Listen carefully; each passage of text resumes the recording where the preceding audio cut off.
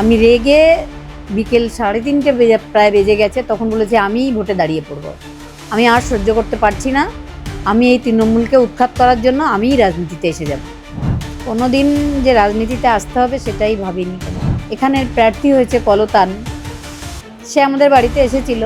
তাকে আমি বলেওছি তুমি ভোটে দাঁড়িয়েছো, কিন্তু আমার মেয়েটার নাম করে তুমি ভোটের ময়দান ইউজ করবে না আমার মেয়েকে। একদম ওরা ব্যবহার করেছে বলেই আমরা এখনো বিচারটা পেতে এত দেরি হচ্ছে। সিপিআইএম এর জন্য বিচার এতটা দেরি হয়ে গেল। হ্যাঁ, যেমন হাবড়ায় হয়েছেন একজন জ্যোতিপ্রিয় মল্লিক, তিনিও জেলখাটা আসামি। মানে বেশিরভাগ পরেশ অধিকারী জেলখাটা আসামি, সবাই জেলখাটা আসামিগুলোই প্রার্থী হয়েছে। যদি প্রার্থী করা হয় অবশ্যই আমরা জিতবো এবং এই লড়াইটা লড়তে পারবো। সামনে বিধানসভা নির্বাচন, বিভিন্ন রাজনৈতিক দল তাদের প্রার্থী তালিকা ইতিমধ্যে ঘোষণা করেছে। প্রতিবেদনের সময় অনুযায়ী বিজেপি প্রথম দফা 144টি আসনে তাদের প্রার্থী তালিকা ঘোষণা করেছেন এবং দ্বিতীয় দফা সামনে আসছে। কিন্তু তাতেই রয়েছে বড় চমক, এমনটাই বারে বারে কিন্তু উঠে আসছে। যেখানে বিভিন্ন জল্পনা ছিল, বারে বারে উঠে এসেছিল বিজেপিতে যোগদান করতে পারে আরজি করের যিনি নির্যাতিতা তার মা বাবা, এবং সেক্ষেত্রে দাঁড়িয়ে সেই জল্পনাতেই যেন একেবারে শিলমোহর পড়ল। বিজেপিতে যোগদান করলেন আরজি করের নিহত, খুন এবং ধর্ষণ হওয়া চিকিৎসকের যিনি মা, তিনি বিজেপিতে যোগদান করলেন। এমনকি এও জানা যাচ্ছে পানিহাটি থেকে প্রার্থী হতে চলেছেন তিনি। আমাদের সঙ্গে এই মুহূর্তে রয়েছেন অভয়ার মা, তার সঙ্গে কথা বলবো। কাকিমা, এই যে বারে বারে একটা গুঞ্জন শোনা যাচ্ছিল যে বিজেপিতে যোগদান করছেন, অবশেষে যোগদান করলেন। এর আগেও অফার এসেছিল বা যেমনটা আপনি বলেছিলেন, কিন্তু তখনও যোগদান করেননি, বারবার আপনি মানা করেছেন। কি এমন হলো যে এই সিদ্ধান্ত নিলেন বিজেপিতে যোগদান করলেন? দুদিন ধরে মানে যন্ত্রণাটা আমার সবসময়ই রয়েছে, কিন্তু দুদিন ধরে যে এখানের প্রার্থী হয়েছে কলতান, সে আমাদের বাড়িতে এসেছিল। তাকে আমি বলেওছি তুমি ভোটে দাঁড়িয়েছো, কিন্তু আমার মেয়েটার নাম করে তুমি ভোটের ময়দান ইউজ করবে না আমার মেয়েকে। অন্য কত ইস্যু আছে সেগুলো ধরো, কিন্তু ওদের কোনো ইস্যু নেই, শুধু অভয়া আন্দোলন আমরা করেছি, তাই আমাদের বিচার চাই, ভোট চাই।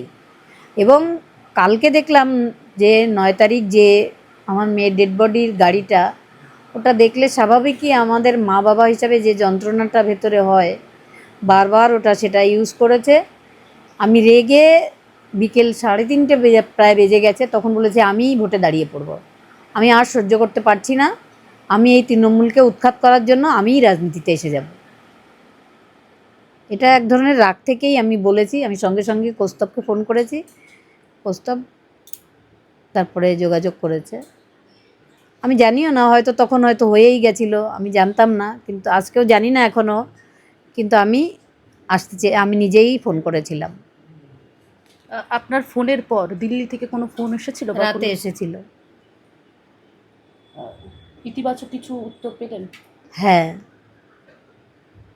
পানিহাটি থেকে লড়ার যে সিদ্ধান্ত নিয়েছেন, রাজনীতি তো আগে করতেন না সেভাবে না, কোনো দিনই করতাম না। কোনো দিন যে রাজনীতিতে আসতে হবে সেটাই ভাবিনি কোনো দিন। মেয়েকে পড়াশোনা তৈরি করা আমরা অতটা পারতাম না। মেয়েটা মেধাবী ছিল খুব, তাই এখানে এসেছিল, অনেক ভালো ডাক্তার হয়েছিল।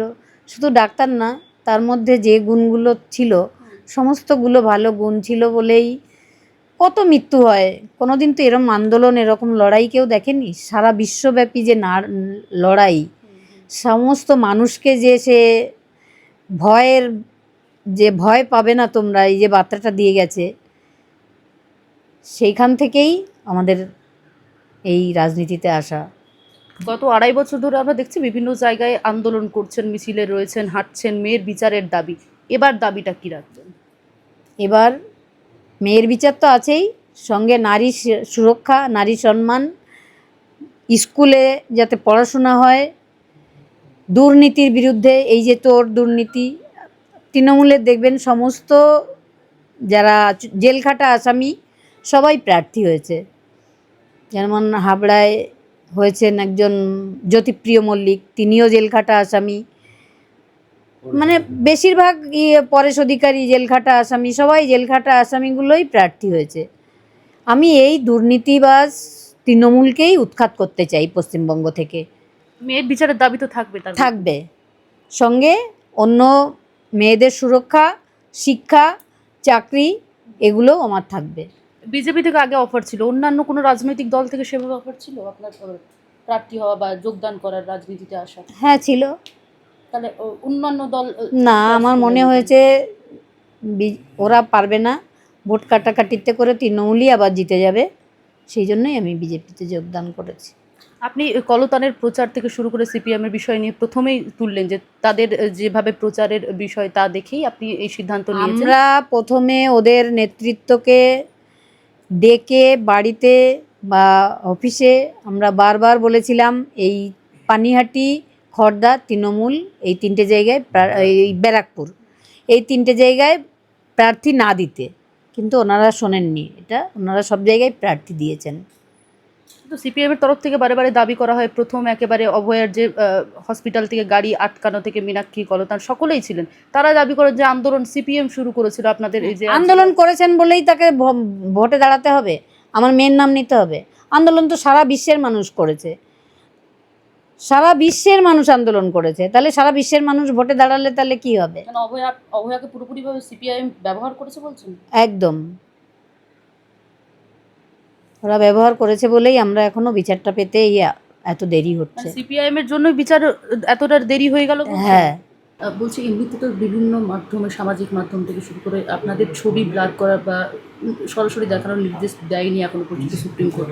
প্রার্থী হলে তো আপনাকে সরাসরি ছবি দেখা বা নাম থেকে মানুষের মাঝে আসতে হবে, সেক্ষেত্রে কি সিদ্ধান্ত? সেক্ষেত্রে আমরা নিজেরাই সিদ্ধান্ত নিয়েছি, আমরা প্রকাশ্যে আসব, আমরা আর ক্যামেরার পেছনে থাকবো না, সব জায়গায় আমরা সামনে আসব। কাকু, আপনার কাছে যাব। রাজনীতিতে আসা, আপনাদের পরিবার থেকে রাজনীতিতে কেউ ছিলেন না, একেবারে প্রথম আপনারাই যাচ্ছেন এবং মেয়ের বিচারের দাবি বারে বারে করেছিলেন। বিজেপিতে যাওয়া, তুমিও আমার একটা মেয়ের মতনই, হয়তো আমার মেয়ে নও, কিন্তু তোমারও যে সুরক্ষার প্রয়োজন তুমি নিজে পদে পদে বুঝতে পারছো। সেই সুরক্ষা যাতে দিতে পারি সেই গ্যারান্টি দেওয়ার জন্যেই আজকে আমরা এই প্রস্তাব বেছে নিয়েছি। আজকে আমার মেয়ের বিচার যদি হয় তাহলে আমরা কি পাবো? আমরা তো কিছুই পাবো না। আমরা পাবো সমাজের একটা পরিবর্তন, যে অপরাধ করলে তার শাস্তি ভোগ করতে হবে। আমাদের সেই যে উদ্দেশ্য, সেই উদ্দেশ্যকে আরও সঠিকভাবে প্রতিস্থাপিত করার জন্যই আজকে আমরা এই সিদ্ধান্ত নিয়েছি।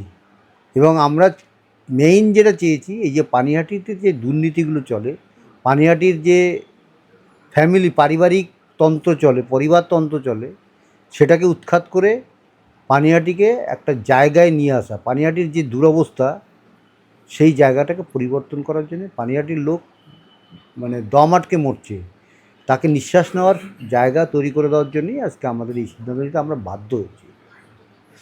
আপনারা রাজ্য সরকারের বিরুদ্ধে বারে বারে সরব হয়েছেন, কলকাতা পুলিশের বিরুদ্ধে সরব হয়েছে যে প্রমাণ লোপাট করা, সিবিআইয়ের বিরুদ্ধে তো আপনাদের ক্ষোভ রয়েছে। সিবিআইয়ের বিরুদ্ধে যে ব্যাপারটা, সেটা আমরা অতদিন জানতে পারতাম না। সুপ্রিম কোর্টের সাপ্লিমেন্ট যে স্ট্যাটাস রিপোর্টগুলো যখন আমরা হাতে পেয়েছি, তখন আমরা সিবিআইয়ের যে কুকীর্তি, মানে আমাদের সীমা পাউজার যে কুকীর্তি, আজকে তোমাদের মাধ্যমে বলে দিতে চাই, সীমা পাউজাকে হুঁশিয়ারি দিতে চাই যে তিনি যে কাজ করেছেন, খুব অপরাধমূলক কাজ করেছেন, ওনাকেও এই শাস্তি ভোগ করতে হবে এবং আমরা ওনাকেও জেল খাটিয়ে ছাড়ব। আজকে যে কাজটা উনি করেছে, আজকে একটা রাজনীতি দলের উনি প্রতিনিধি না হন, রাষ্ট্রের প্রতিনিধি, কেন্দ্রীয় সরকারের প্রতিনিধি হয়ে যে পশ্চিমবঙ্গে যে কাজটা উনি করেছেন, এই তদন্তটা খুন করেছেন, এর শাস্তি ওনাকে ভোগ করতে হবে, সেটা যেন উনি সাবধান থাকেন। এবং তার জন্যেই আজকে আমাদের এই ক্ষমতা দখলের যে ইচ্ছা, সেই ইচ্ছা প্রকাশ করাতে বিজেপি আমাদের সেই সমর্থন করেছে। এবং এখনও জানি না, তবে আপনাদের সংবাদ মাধ্যমেতে জানতে পারছি আমাদের প্রার্থী করা হবে। যদি প্রার্থী করা হয় অবশ্যই আমরা জিতবো এবং এই লড়াইটা লড়তে পারবো। মানে 3 বারের যিনি বিধায়ক ছিলেন নির্মল ঘোষ, তার ছেলেকে করা হয়েছে প্রার্থী, তাকে চ্যালেঞ্জ সেটা চ্যালেঞ্জ মনে হচ্ছে না। মেইন চ্যালেঞ্জ হচ্ছে সিপিএমের যে ভোট কাটাকাটির যে অঙ্ক, ওটাই হচ্ছে আমাদের কাছে একটা সমস্যা আছে। ওটাকেও আমরা যদি দূর করতে পারি, আমার মেয়ের নাম যদি ওদের ব্যবহার করতে না দিই, অবশ্যই আমরা এই তৃণমূলকে আমরা প্রার্থী হিসাবেই মনে করছি না। কিন্তু তৃণমূল যা, এদের যা ইতিহাস মানুষ জেনে গেছে, মানুষ এদের আর চাইছে না, মানুষ এদের কাছ থেকে মুক্তি চাইছে। সেই মুক্তির দিশা দেখানোর জন্যই আমরা আজকে নির্বাচনে অংশগ্রহণ করছি এবং মানুষকে সেই মুক্তির দিশা দেখাবো, এটা আমাদের একটা প্রতিজ্ঞা। একেবারে যেমনটা বললেন, অভয়ের মা থেকে বাবা সকলেই বললেন যে পানিহাটিতে প্রার্থী হতে চলেছেন, এমনটা যেমন শোনা যাচ্ছে বিজেপির তরফ থেকে পানিহাটির প্রার্থী হতে চলেছে অভয়ের মা, এবং রাজনীতিতে নতুন হলেও তারা লড়াই করবেন এমনটা জানিয়ে দিলেন। ক্যামেরায় তান্ত্রিকের সঙ্গে সবুরের রিপোর্ট, বাংলাহান, সোদপুর। আরো ভালো ভালো খবর দেখতে সাবস্ক্রাইব করুন বাংলা হান্টের ইউটিউব চ্যানেল। বাংলা হান্টের আরো খবর দেখতে নজর রাখুন। বাংলা খবর মানেই বাংলা হান্ট।